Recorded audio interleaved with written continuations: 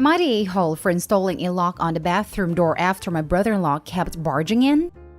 My female 25, husband's male 30 brother, my brother-in-law, male 33, moved in with us after his divorce a few weeks ago.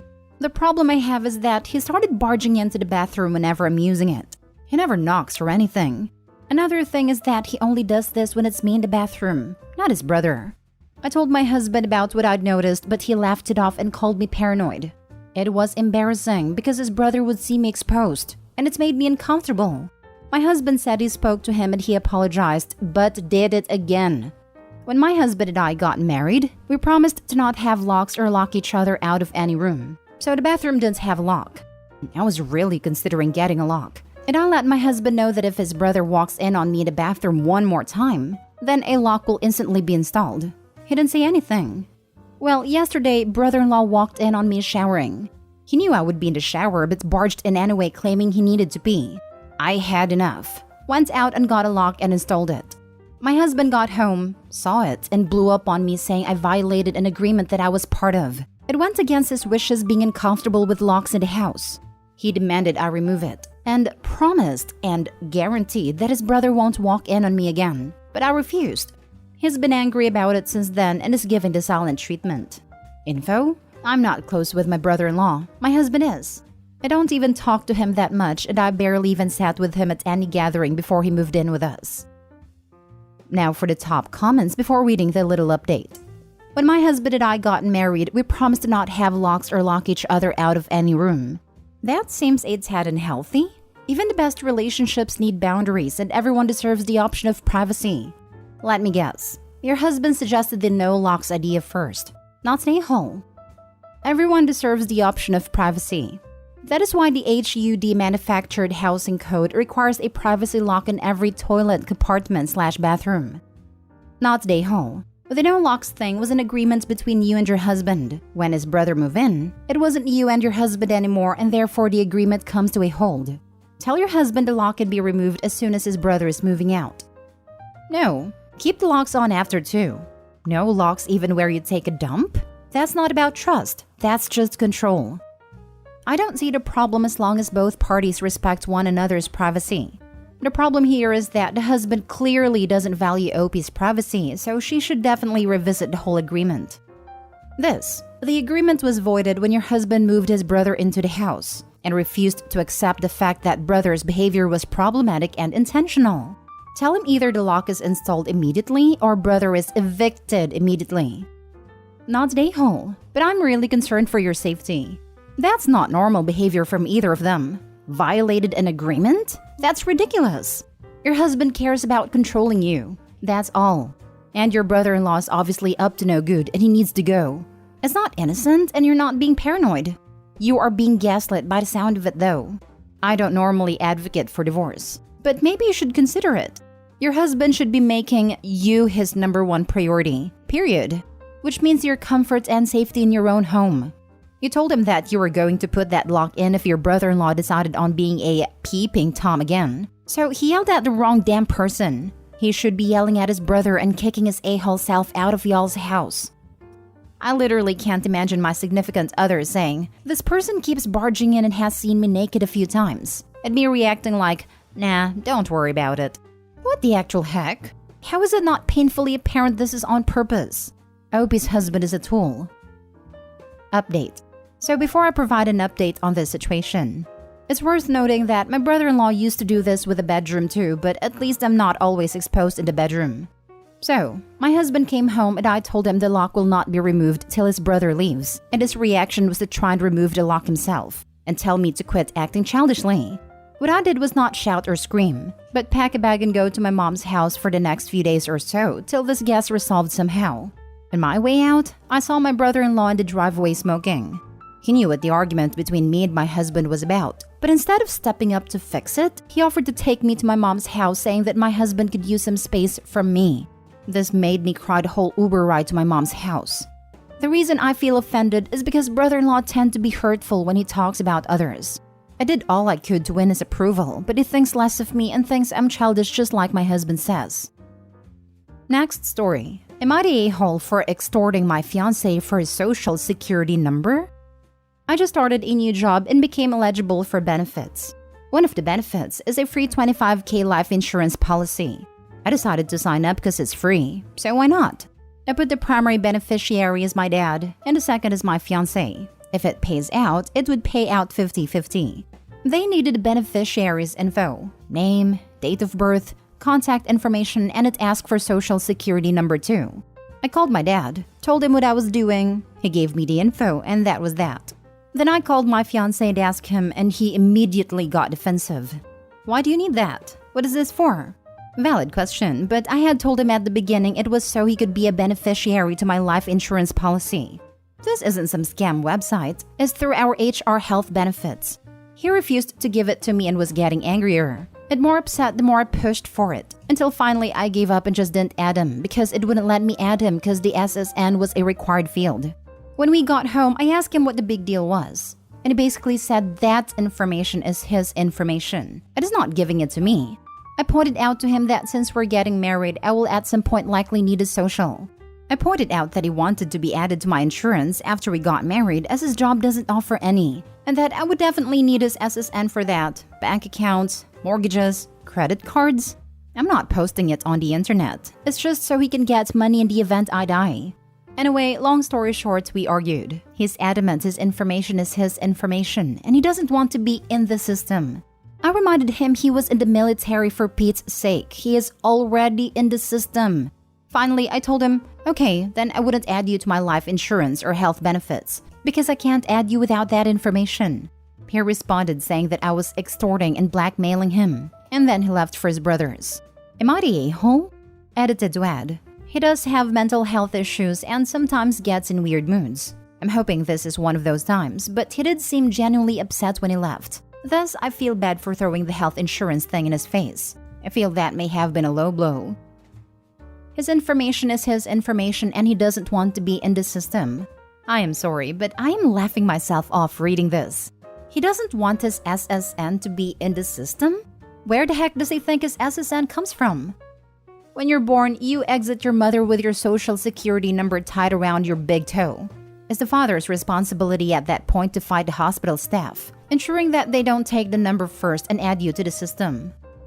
Wait until he finds out about driving licenses and passports. Not the a-hole, but I'd hold off on setting a wedding date. This is really odd behavior and makes me suspicious of exactly why he doesn't want to share this. I mean, you're basically giving him money if something happens to you. When you go on his insurance or he goes on yours, you'll need his SSN. When you file taxes as married filing jointly, the SSN is on the front page of your 1040. He can't run away from this forever. Is it possible that he is not here legally? Is it possible he's using someone else's SSN? Is it possible he has some record that he hasn't told you about? It may all be innocent, but his reaction, leaving to go to his brothers, is way out of line with how you'd expect a fiancé to react to something like this. He is definitely a citizen. He was in the military for a short time and his parents are both citizens. I've known him from a distance since high school, so no hidden marriages or criminal record that I've heard of. He has mental health issues and gets a little off sometimes, but he seemed fine when I left for work, and I wasn't getting any flags that he was having an episode or about to have one. It's not a good idea to marry someone who isn't in full control of their mental health. It's not a good idea to marry someone who attacks when you try to communicate. It's not a good idea to marry someone who leaves you guessing their mind. Next story. Am I the a-hole for kicking my wife out of the house? Title sounds extreme, but allow me to explain. I, 32 male, have been married to my wife, 27 female, for 2 years, and we dated for 5 years prior. The first 2 years of our relationship were riddled with turmoil due to us being interracial.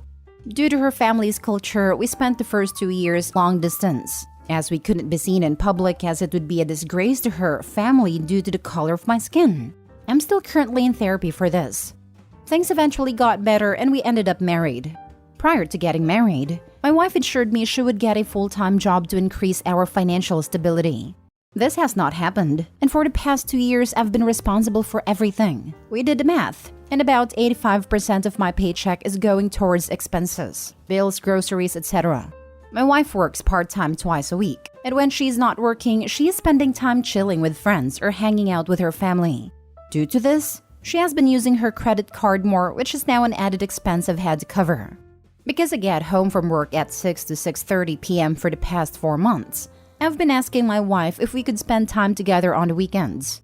She has always said no, and that she has prior plans, which is ironic because whenever we do eventually go to a big social gathering, she'll remark that our couple demeanor is awkward and we don't know how to be sociable together. As a result, I've spent more time with my friends and people who I've met on Discord that live in my city than my own wife for the past few months. But this isn't sustainable as I have almost no disposable income left to go out and see people.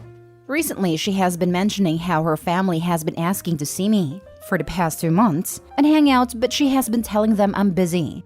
I asked if I could go with her the next time she sees them, which is next week. Family barbecue, 10 plus people attending, and she said no. I asked why, and she said, honestly, when you're around, the family vibe and dynamic is just different. I want to be able to actually just hang with my family, but with you there, my parents/siblings act differently, which given the cultural differences is bound to happen, and she should have known this. Her response triggered my emotions as it felt like a callback to the first couple years of our relationship, where I was seen as lesser due to my skin color and made me think this is also why she doesn't want me to hang out with her friends either. I told her I think she should pack some items and stay with her parents for a few days. She said I was being extreme, and that it's going to take baby steps for everyone to get comfortable and that I can attend the next meetup instead. Am I the a-hole? I feel like I could be an a-hole as kicking someone out abruptly is extreme and kind of a 0 to 100 moment. But I feel like I've been mistreated for so long that it's justified. Edit. I haven't been able to respond to everything, but I wanted to thank everyone for their comments. I will be continuing therapy and suggesting marriage counseling as an attempt to see whether things can be resolved through that route. I will also be speaking with a lawyer to understand the financial implications/obligations of a potential divorce. Info. As some have asked, my wife is Sri Lankan and I'm Black from Central Africa. We met at the second year of university. Now for the comments. Not the whole. You were just asking for common courtesy from your partner and you haven't gotten any. They are treating you like a bank, not a partner. I don't say something like this lightly, but I think you need to start looking into divorce. It is doubtful that your situation is going to get any better. You deserve an actual partner. This is quite honestly how it has felt. As though I'm just living life to work and pay bills and have no enjoyment. Especially worse given that we live in a very high cost of living city. So if you're funding her lifestyle, what does she contribute to the marriage? Sounds like nothing but stress and more things to spend money on. Not the whole. Your wife's family will probably never accept you, and instead of choosing your side, she pacifies them by not bringing around her husband and defends their horrible behavior? Silence speaks volumes. Not the whole. Based on this post, you should break up. And it was a huge mistake to get together. Obviously, it could be more complicated than that, but she sounds really appalling. What's the upside to staying with her? When we were actually spending time together, it was great, but the time is now few and far between. My therapist has also mentioned to me in the past that I might feel committed and stuck due to the time I've invested.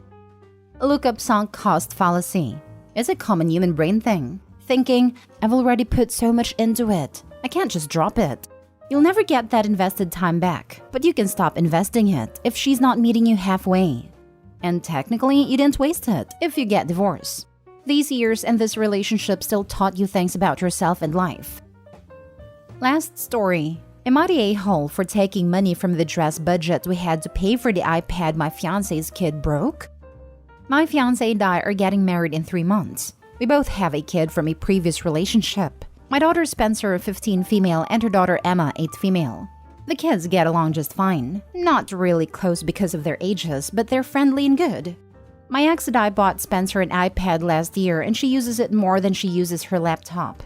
She draws in it both as a hobby and for school. She has some kind of diary and several other things I don't know because I'm not an Apple person. She takes her iPad everywhere to the point my ex has bought her several cases and things to personalize it. Emma likes it because it looks cute. But both my fiancé and I have told her that she's not allowed to use it, and that we will buy one for her soon. My fiancé said after the wedding since we're on a budget now, and I agreed because she's the one calling the shots on Emma. Well, Emma likes to sit by the stairs and watch videos in my fiancé's phone. But 5 days ago, she took Spencer's iPad and sat there. She got scared when she heard my fiancé calling her and dropped it. It broke the screen completely and my daughter was so sad. I took it to see if it could be fixed, but the guy said that it'll be cheaper to just buy another one. My fiancé said that we could get it when we get Emma's. But that wasn't fair since my daughter shouldn't have to wait that long for a mistake Emma made. Then my fiancé said all of her money's currently going to her maid of honor, bridesmaids and mom's dresses, and I said I'll take the money from there and buy Spence a new one. I guess she didn't believe me because she laughed. And the next day I went to buy it and paid for the card we used for the wedding expenses. It has both of our money in it. Both my fiancé and I receive notifications when we use it. And when I got home after I dropped my daughter at my ex's, she came at me, calling me an a-hole, and saying that she'll now have to get cheaper dresses. She's calling me an a-hole because I stole from her. I didn't, because as I said, it has both of our money, and it's a shared account, and says Spence could have waited a bit. Not the a-hole. Emma broke an iPad she was expressly told she was not to touch. You told your partner you would be using money to replace it from a joint account. Not the a-hole, OP. Take this incident as a window to your future life and visualize where your daughter is on your fiancé's priority list. Everyone sucks here, and you two need to learn to communicate better about finances now. You're absolutely right that Spencer should not have to wait to get her iPad replaced when Emma broke it. But you should have had a real conversation with your fiancé about it, and not just told her you were taking money she was counting on using for wedding expenses. Financial disputes are a huge reason why marriages fail. Learn to work things out like adults before you get married.